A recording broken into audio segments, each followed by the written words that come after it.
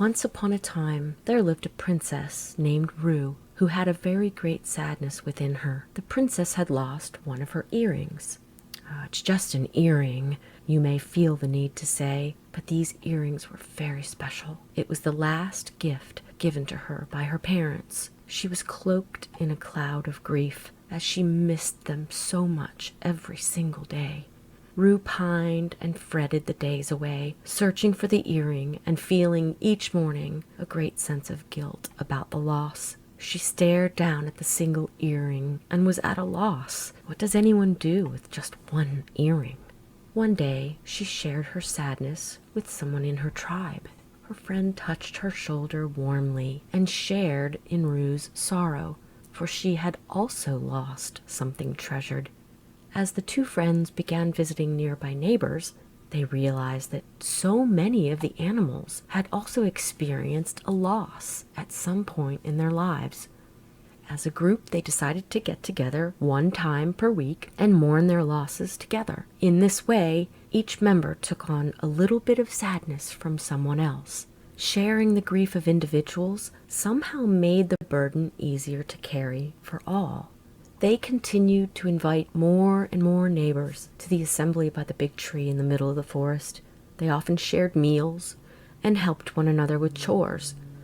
The goal was to find happiness in small moments, but simply being together is what helped the most.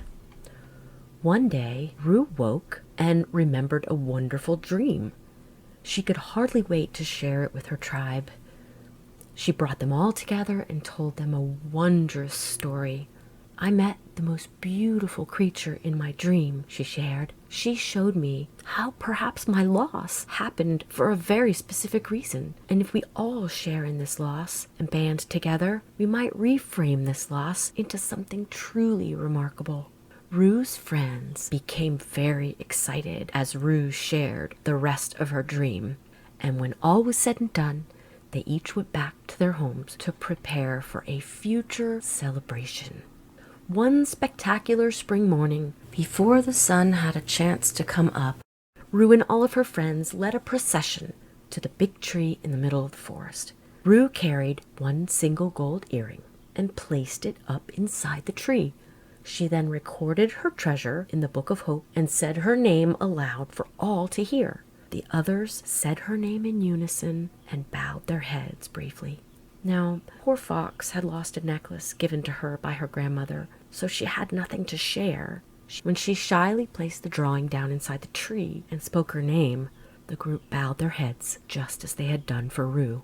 They all spent the remainder of that day holding each other up and celebrating everything they still had left, life and each other. As the story spread across the forest, animals kept showing up to the Assembly of Hope, either to add a single earring to the collection or simply to see the beautiful treasure in the Tree of Hope. Strangers said it was comforting to be able to share their grief and sadness with others. Many stayed a few days. A few even decided to move closer to the tree so they might be able to help.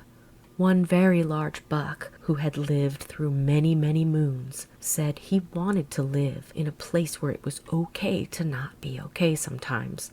He was so thankful his new friends had helped him find meaning within his grief, and he showed up on many meeting days to share his story with the new groups that arrived each week. Rue and her friends carried on with the tradition, and new friends came from miles and miles.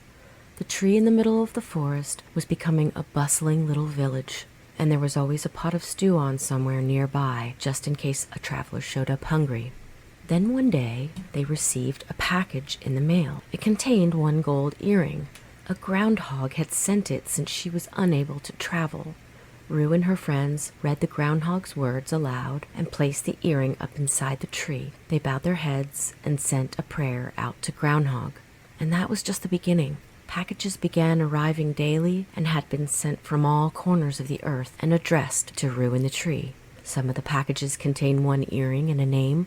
Others contained poems and prayers written by friends, relatives, and even strangers. Others contained a piece of jewelry someone had found and wanted to donate. It seemed as if the whole world supported what Rue and her friends were trying to do. At assembly, The animals were truly in awe of the generosity of strangers, and they knew in their hearts they had created something very special. People from neighboring villages began trekking over for the day just to see the display of precious treasures accumulating in the tree. The inside of the tree was full, so they began hanging earrings up in the branches of the tree. People said they loved how the sunset made all of the earrings sparkle like something sent from heaven. Everyone enjoyed seeing the landmark, and animals repeated over and over how the tree was a scintillating representation of the best in all of us, how it reflected pure love. More and more packages continued to arrive each day. People from all parts of the world were sending their support and love. They wanted to be included. It even became a kind of cultural phenomenon. Instead of being considered an instance of bad luck, losing an earring was a sign that someone out there needed help. No longer was the loss of an earring equated with sadness. It was as if the entire world could now see a bigger picture. The loss was reframed as a blessing and as a way to help a truly good cause. One morning, as the animals gathered around the tree, they realized there was simply no room left for any more treasure. Rue and her tribe sat with the blessing for hours, days, weeks, trying to figure out how to turn all of the generosity into something that gave back to the animals who had participated. They asked, how do we use this treasure? What can we possibly do that will reflect all the good that has come from so much sadness and loss? And this, my friends, is how A Soft Place to Land was born. Rue and her tribe decided to renovate the tree in the center of the forest. They created a place where any injured creature can go and receive the very best care. They especially catered to animals who have experienced something called trauma. Trauma is when something very, very upsetting happens to you and you have a tough time managing all of the feelings you have. At A Soft Place to Land, the injured are mended and sadness and anxiety are soothed. Sometimes miracles happen at A Soft Place to Land, especially when an animal who gets treatment chooses then to stay and help others. Some of the very best caregivers had first been patients at A Soft Place to Land. And this is where you can become part of the story. Send something to Rue in the tree, even if it is just a note of encouragement. We can all help in our own ways. And don't forget to keep an eye out. You never know when you might walk by a tree and see something very shiny and sparkling hanging from a limb above your head. This is a sure sign that at that very moment, someone in need was receiving love. If you spend much time at all on Nextdoor here in Dunwoody, Georgia, you may already know I'm one of your local wildlife rehabbers. I'm Julie, and I help out when someone finds an orphaned, injured, or sick squirrel in or near Dunwoody. I just love our city. My family's originally from Columbus, Georgia, but Atlanta has always felt like home. Our city seems to grow more quickly each year, and sometimes our wildlife populations bear the brunt of this progress. People like me exist because we want to do everything in our power to help these animals get back to living their best life in the trees, in the woods, away from areas of our city that are not great for wildlife babies. ahnow.org is a wonderful resource you can use if you find a wild animal in need of human help. It will very quickly direct you to the appropriate rehabber in your area. Neighbors report how they had no idea there were people like me around. We do have a tendency to fade into the woodwork, but one phone call or text gets us moving pretty quickly.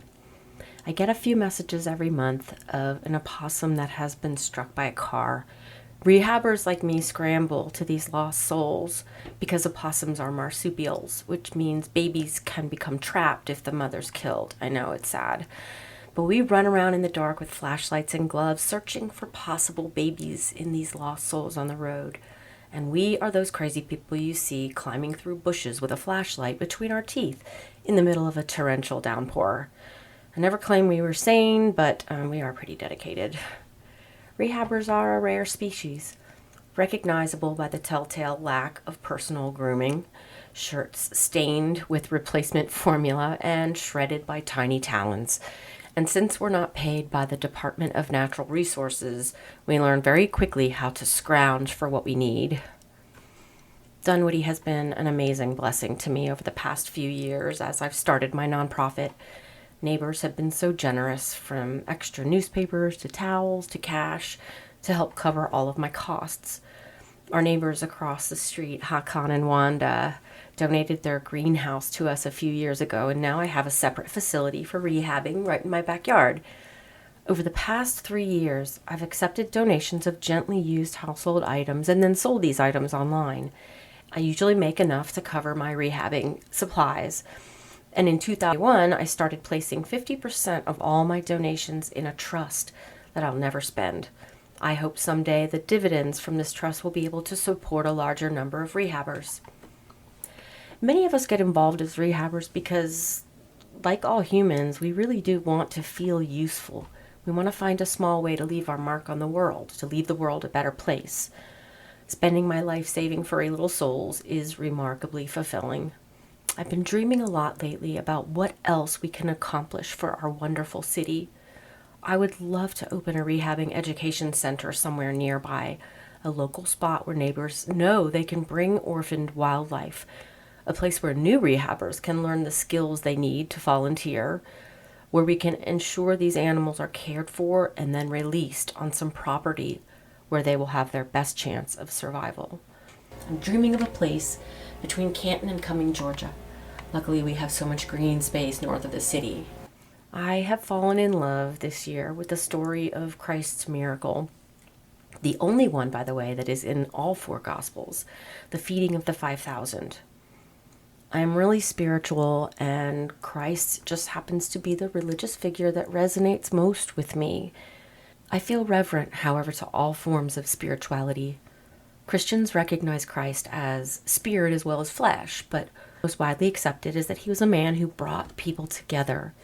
His presence and energy were all about peace and collaboration. He loved everyone, saint and sinner.